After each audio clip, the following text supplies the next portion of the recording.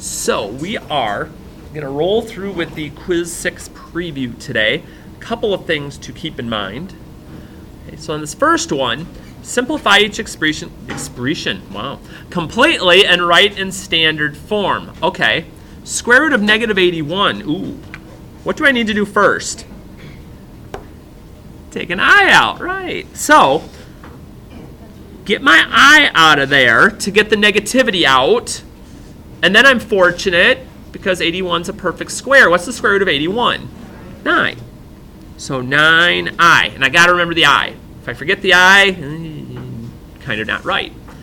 Now the next one is one of our examples of going back to yesteryear. So I already see the negative. So let me just deal with that first.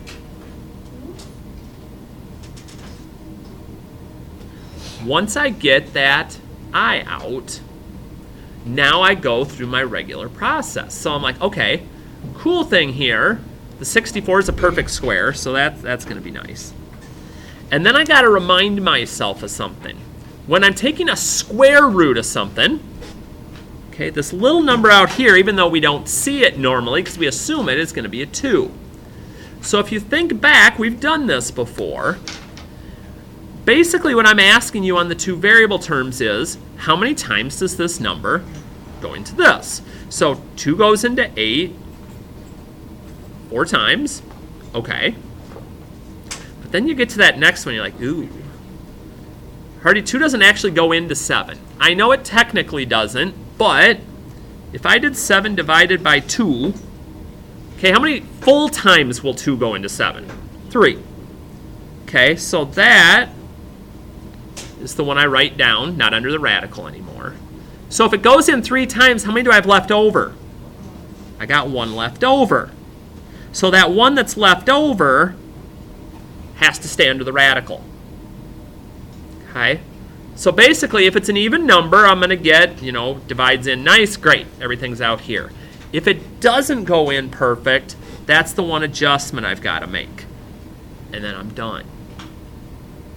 Because again, this stuff, it's going to keep coming back in one format or another, and we've got to stay sharp with that. So just something to keep in mind with those. Okay. When we hit 3, 4, 5, 6, and I'm going to say it here again, trying to save some of you from yourselves tomorrow. If there's a plus or minus in the middle, we are just combining like terms. We are not multiplying. So here it's just a plus. So all I'm going to do is find my like terms, find my constant terms, find my I terms, and be done. Okay, yes, it can be as simple as it actually looks every once in a while. Not all the time, but every once in a while. And so as I do that on these, okay, if there's a minus, it just means I'm distributing the negative through to all of the terms after it. And I am normally a big fan of writing this out so that positive 12 becomes negative, negative 3i becomes positive.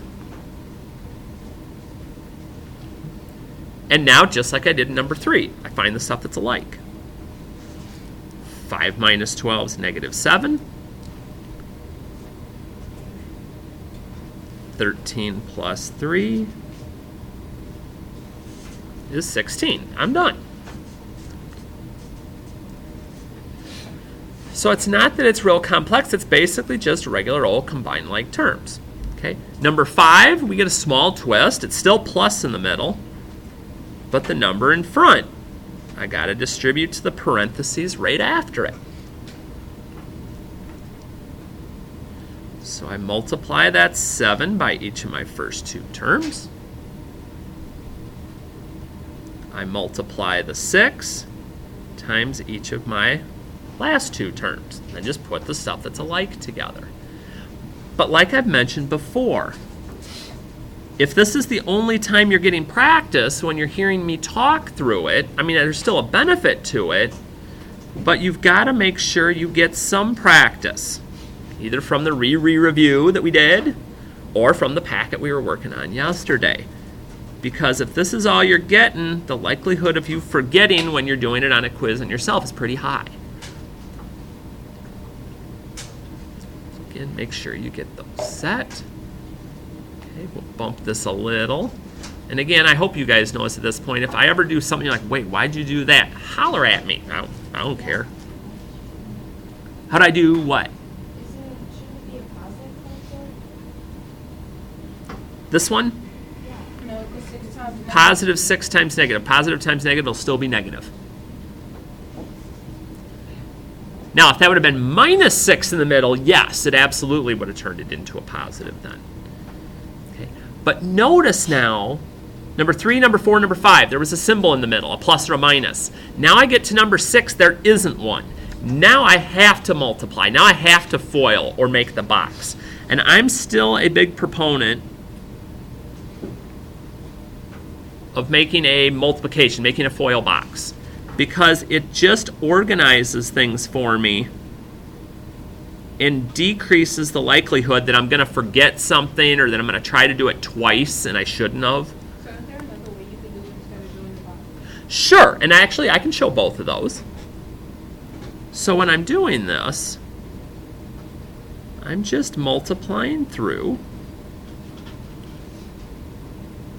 just sort of going piece to piece.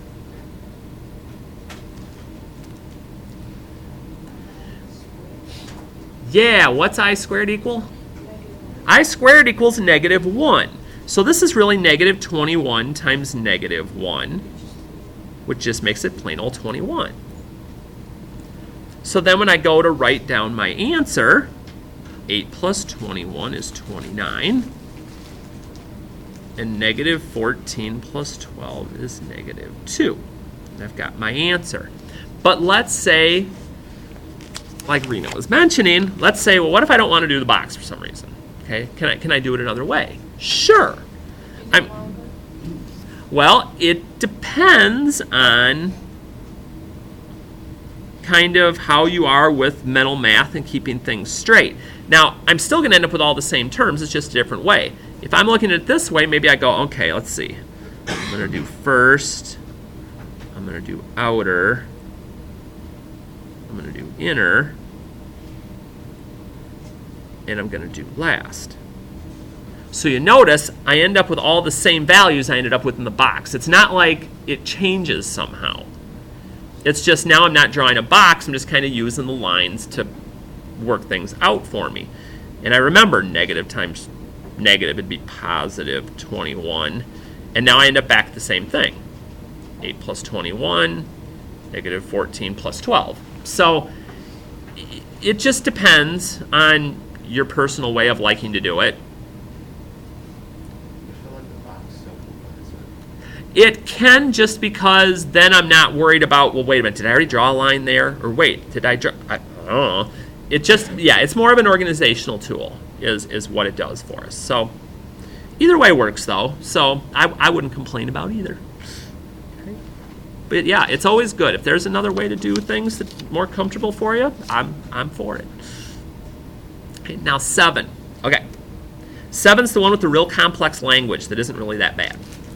This is the one where I multiply by what's called the complex conjugate.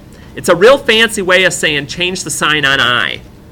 Okay? So whatever's in my denominator, stressing denominator, switch the sign on that. And I do the exact same one up top.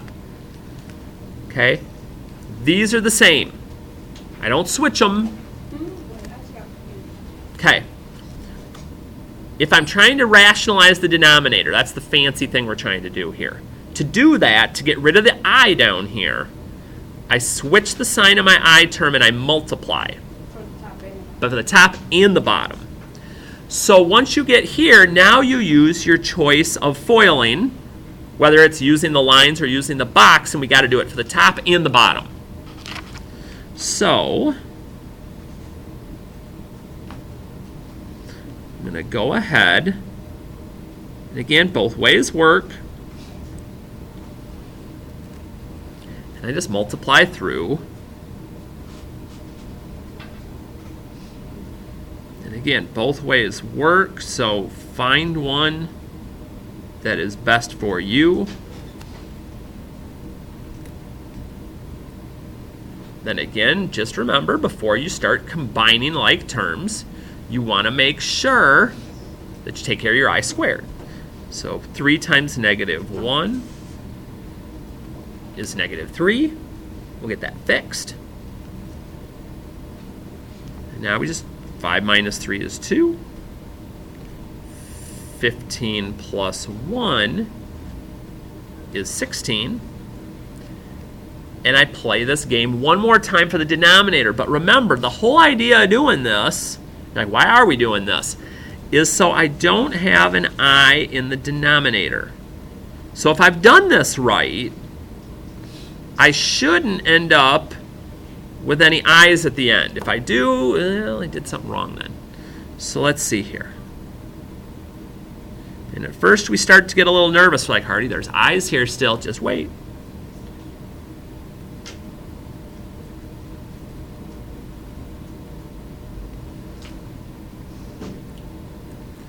And again, it's the same thing I did on the first one. Once I've filled up my box by multiplying, fix my I squared box, negative 1 times negative 9 is positive 9. 1 plus 9 is 10. Positive 3 and negative 3, they cancel, no more I's. Woo-hoo! But before I give myself a pat on the back and go to number 8, one last detail. And again, it's a small one. Does anything divide into all 3 of my numbers? 2 does. So I'm going to just divide through by 2. Now again, that's a minor thing. Okay? If this is a 3-point question, that's like a half if you forgot to do it. Because again, you're showing me you know how to do it if you get to here. It's just you know even more with your detail if you can get to that spot. But again, no worries, no freaking out. Just kind of slowly chug your way through and it'll be all right. Okay, so shift back over here. So number 8. Okay, now we're just to some regular solving. And again, if you need the visual, keep telling yourself, got to get the x squared term alone. The more you can show me of what you're doing, if something does go haywire, the likelihood that I'm going to find a way to give you points. Okay, don't take the square root yet. Not until x squared is alone.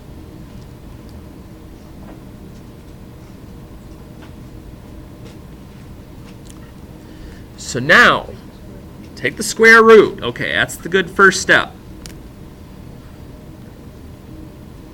Ooh, I got like 3 things I need to think about here now. Okay. I'm looking at this, and I just took the square root. What parts to my answer do I need to think about? Yeah, I got a few things. I got 2 answers, so I got plus minus to think about. What's that? Okay, now, let's think about this for a minute. What about that negative? I have to take an I out. So I'm going to leave a little space here. I'm going to take an I out right away so I don't forget. So I need 2 numbers, though, correctly, that multiply to 32. One needs to be a perfect square. The bigger, the better. I'm hearing 4 and... Ooh. Okay, now, we'll talk about this. We're going to talk about 8 and 4 in just a second. Well, remember, I pulled the I out to take care of the negative. Once I pull out the I don't have to worry about that negative anymore. And if you're worried you're going to forget that, I'd literally write a step, I square root of 32, so I don't have that problem. So the square root of 16 is 4. It gets to hang out with I outside of radical jail. 2's got to stay underneath. And I'm done. But the first numbers I heard when we talked about breaking down 32, and again, it's a minor thing, but let's talk about it for a second. If I'm looking at 32 square root, and I do 8 and 4, again, legitimate, the 4 is a perfect square, okay? And I have 2 square root of 8. Here's my dilemma. If I look at 8, whoa, I can still break that down again. So I'd have 2 times 2 square root of 2, which is 4 square root of 2. I I can still get to the same place. But again, do I want to have to do all of that? Now, you're like, well, what if I left my answer like this and I did plus or minus 2i square root of 8? What would you do?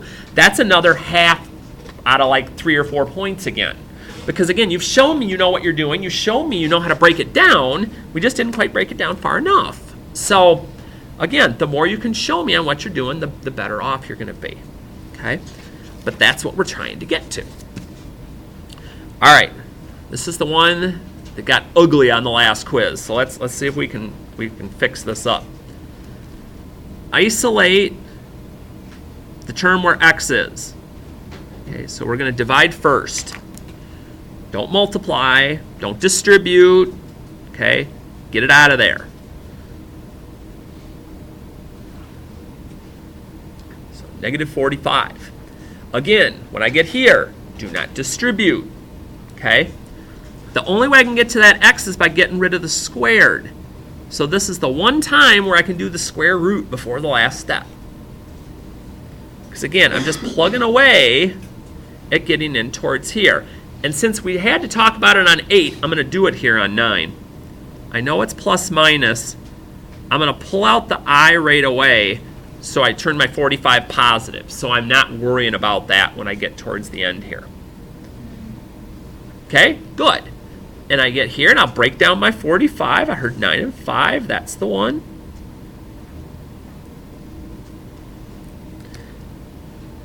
And again, I even will suggest a little bit that you do the equals 3 right there, because some of you are forgetting to break that down sometimes, even though you get it right there. So plus or minus, the 3 gets to hang out with I, because it's not under the radical anymore. And we got to subtract the 1.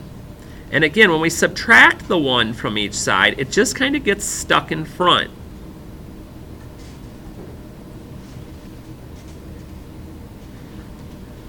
And now I'm good to go. Did it breaking down? I pulled out the I did plus minus. Lots to keep track of. That's why you really want to take your time as you're going through this. And I might have a reminder or two up about it tomorrow. We'll see. And you're like, okay, I remember this stuff from yesterday now. It's starting to click here a little bit more. So I look at this next one. Factor. Using complex numbers. We talked about this yesterday. We're going to treat this like it was a difference of squares. We're going to treat it like it's minus in the middle. Because if I look at it like it's minus in the middle, x times x is x squared. We are. And 9 times 9 is 81, because again, both the numbers will be perfect squares. But normally, if this was a difference, we'd just do plus minus, and I'd be done. But that wouldn't get me to plus. To get to plus, I've got to stick eyes on both of those. Because again, here's why I have to do that. So if I did this right, I should be able to take this, foil or box it back out, and get this back. So let's see if it works. So if I do x plus 9i, x minus 9i, and I multiply through, x squared, ooh, this is an interesting one, plus 9ix minus 9ix minus 81i squared. So I'm like, okay, there's my I squared. So negative 1 times negative 81 is positive 81. So I'm like, okay, so there's x squared, there's 81. Oh, plus 9ix minus 9ix. Those cancel. All I have left is x squared plus 81. That's what I started with. That's what I wanted to get. So that's why I've got to put the I in there. So it's weird. It is. But that's what the plus does. I treat it like a difference, but I put the I's on to change that minus into a plus. And that's the only way I can do it. We'll come back and hit up something like that again. I'll make myself a note here to play with that some more. Then one of our other favorites, completing the square. Let me get that out of the way. Now this one's set up nice for me. The x's are already alone. So So this one I'm going to leave alone. This one I'm going to have to do a step first. Because here, remember the song, okay? No, I remember that song. Oh, come on now. X's alone, need to find B. Have B. Square half B. I'm trying to slow down with my song here because I can't write that fast. Add it here to the left side. Wait, so it doesn't have to be 0? No, not on, if I'm trying to solve by factoring, I need it to be equal to 0. But when I'm completing the square and I'm solving it, I actually don't want it to be Oh, okay, I got that it. way. Got it. Because now that I did my half B and squared it, now I can look at this and say, okay, It's x plus 5. it is. It's x plus 5. It's my b divided by 2 number. And now it looks just like when we were working on number 9. I got to do the square root. At least there's no I this time since there's no negative. Okay, 9 and 3. Because again, I need a perfect square as a factor, not just 2 numbers that multiply to 27, but one that's actually a perfect square. Got to do plus minus. It's squared. There's 2 answers. 3 square root of 3, because the 9 broke down, this one didn't, and subtract the 5.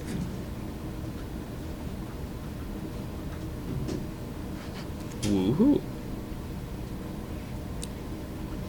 So that's how we're just kind of working our way through, talking our way through, making sure that we're in good shape. Now, 12, I do have one extra step because the x's want to be alone. Yeah, subtract. So I've got to minus that 20 over. Once I do that, basically I'm replaying 11 except with a different b value.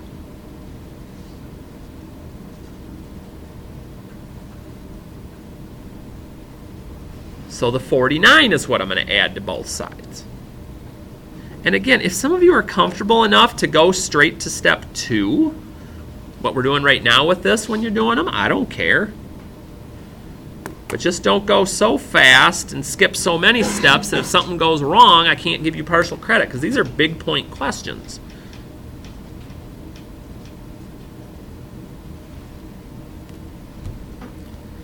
All right, let's see here. Have b, squared b, added it here, added it there. What goes with x in the parentheses? -7. Okay, whatever's in here goes here.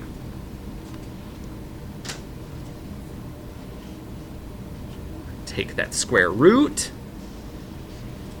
Make an attempt at breaking it down, but sometimes it just isn't going to do anything for me, and that's okay. And then I just add my 7 over, since it was a minus this time. Okay, but leave that radical on there if it doesn't break down. Don't lose it. Again, I'm just kind of plucking my way through these, making sure I'm going all right with stuff. So I flip over. I'm like, okay, at least there's fewer problems on the back here. Oh, I know how to do this.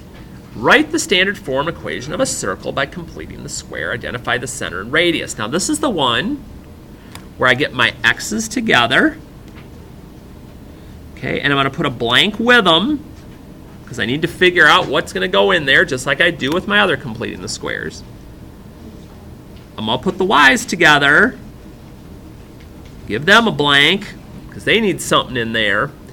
But this is a variable only side of the equation. If you are not a variable 4, you are banished to the other side. So we actually have to minus it. We have to do an opposite. And then whatever I put in those 2 blanks with my x and y have to go with that -4 now. So I'm like, all right, I got this. So again, nothing real different from what we've been doing. B divided by 2. Square it. Put that in my blanks for my x. And on my number side. You notice how it is. It's the same thing. It's just a slightly different way that we use it. Take my b value. Use parentheses when you square it, because I should only get positive values out. If I don't get a positive value, I didn't quite do it right. And actually, we're one step away from being done.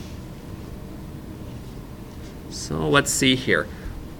What number's going in with my x? X plus 7. And y minus 6. And let's see here. That's going to be 81. Okay, there's my standard form of a circle. See, that was kind of quick. But I have to remember the last part of the question. Read carefully. Identify the center and the radius. So what's my center going to be? -7, 6.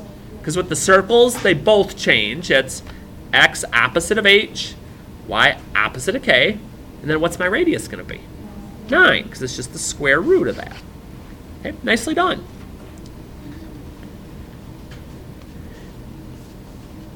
Rolling, rolling, rolling. Okay, solve using the quadratic formula. Like I said, I'm going to have that up there.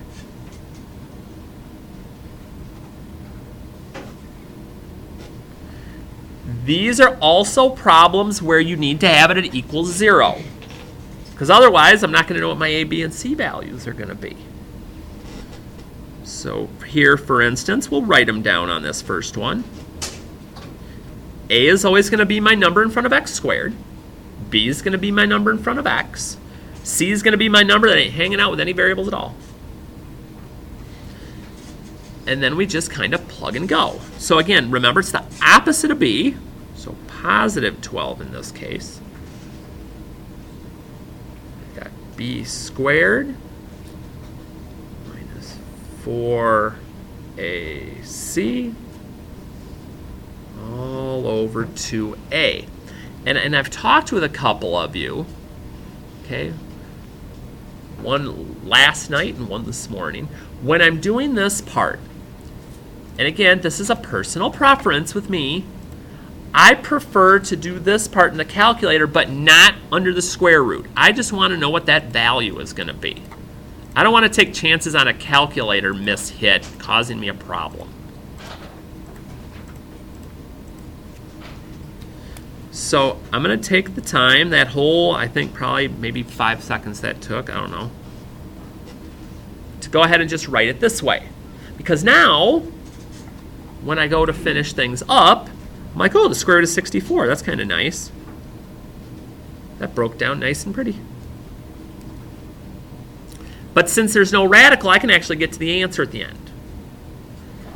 So 12 plus 8 is 20 divided by 2, which is 10. Or you could go through and divide each of them by 2 since they're divisible. That's absolutely true.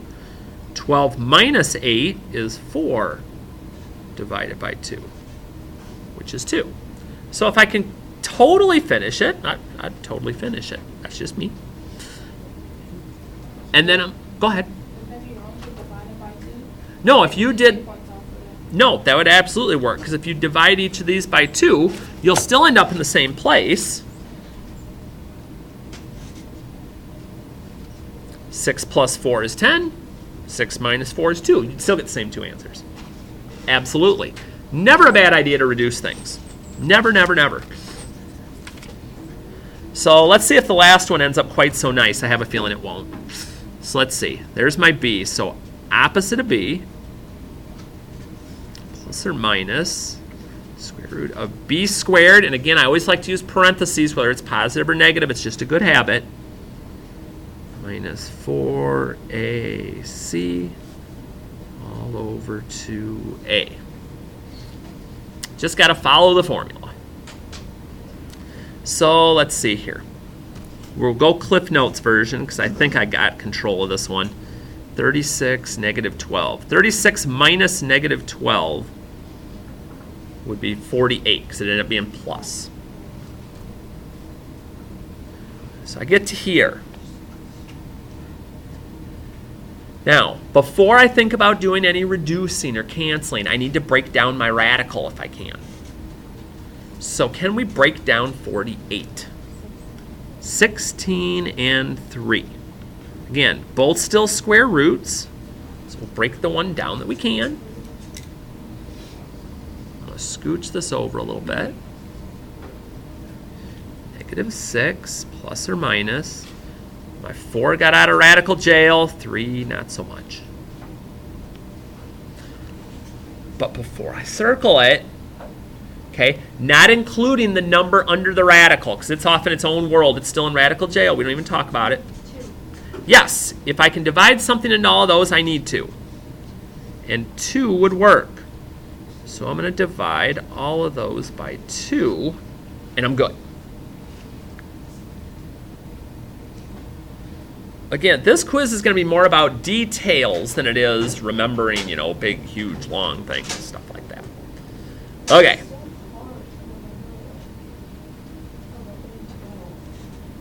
It's well, because with completing the square, because the thing was mentioned that 11 and 12 get to be a little bit tricky, and it does, because there's 3 different ways we complete the square. We use it for 3 different purposes, and it's like, dang, got to make sure I keep this straight. So maybe I'm at 2. Oh, okay. So when we get up to 16, okay, we got the area of a rectangle. Now remember, area, length times width, okay? You have all the information you need here.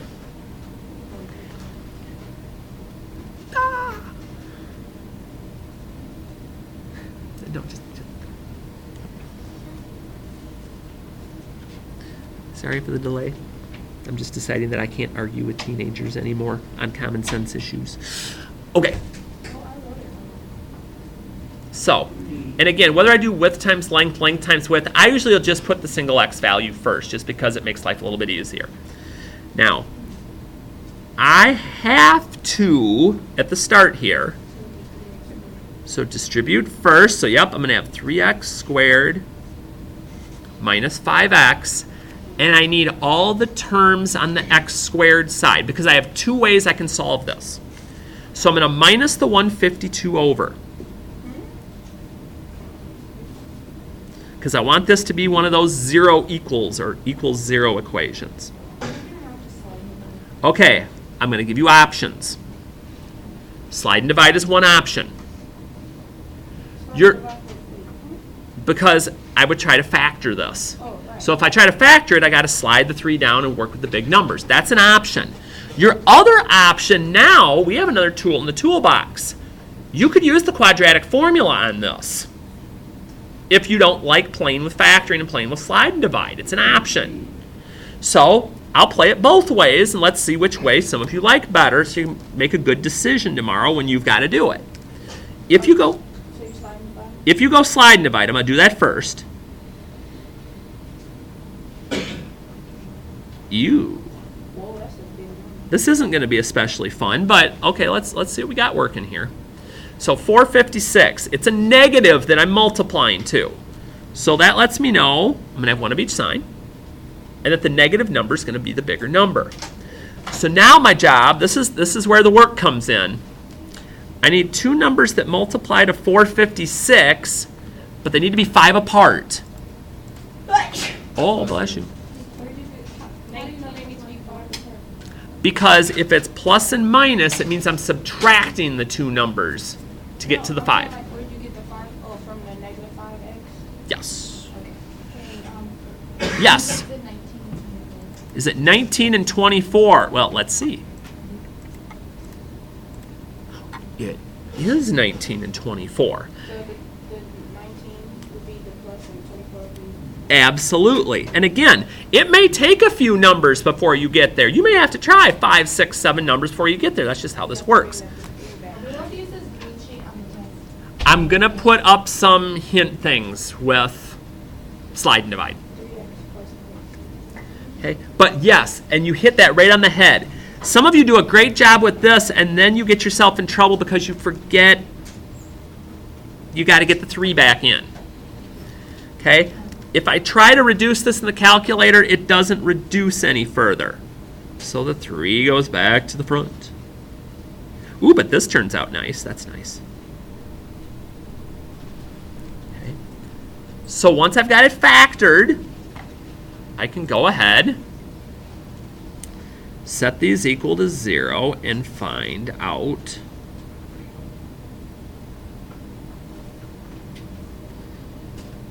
now I get that first one done, and I'm like, that's not going to be the answer for a couple of reasons. One, it's negative. That's reason enough. Luckily, my other one's nice and simple and positive. So I'm like, it's 8. But the dimensions of the rectangle, it's like I'm hearing myself talking before I even say it. I plug in 8 for the x, so one side's 8. Then, nope, as long as you got both numbers, I'm happy. I plug the 8 in here. 3 times 8 is 24, minus 15 is 9, and I'm good. Yep. No, what I do, whatever this says. So 3 times 8 is 24 minus 5. Yes. 15. Oh dear. Well, thank you for that. They'll probably be telling me this for the rest of the day too. Yeah, definitely 3 times 8 is definitely 24 minus 5 is 19. Thank you for catching me on that. Oh, forever on the World Wide Web doing that, and I'm a math teacher. That's scary. Okay. Nah. We'll just count it in as one of my like multiple boo-boos this year. What did I do now? Oh, I forgot something else. Okay. But again, I could do the quadratic formula too, and I would get the same 2 values, except of course I wouldn't use the negative number because that wouldn't make any sense. But when I went through and got the positive value, that would work. And then finally, rewrite in quadratic form. Now, I am going to make an adjustment here on something, so just 1 second. And this will be up tomorrow. Okay. This should say y instead of 0. It will tomorrow. So when I do this, this is my last form of completing the square, because we've already solved. We've already done the circle. Now we're doing the vertex form. So here's how this one works. My 2 blanks, one with the y, and the other one goes with my x's that I sort of section off. So one with the y, one with the x's, and we just kind of push the 14 in this case out of the way. I don't move it to the other side. Okay, I really can't because it's not going to help me. Once I do that, that's the one part to remember. Now, I just do everything like I normally do with completing the square. Take my b, divide it by 2, and square it. There's my number for the blanks.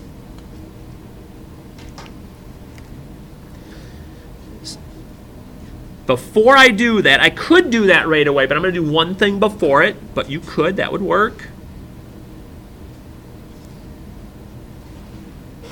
Now that I've completed the square to get my perfect square trinomial, where? Yeah, -4. And you're like, ooh, I'm almost there, because this looks like that. The only thing that's different is the y is not by itself, and now, and it wouldn't have messed us up if I got the 16 out of the way the last step.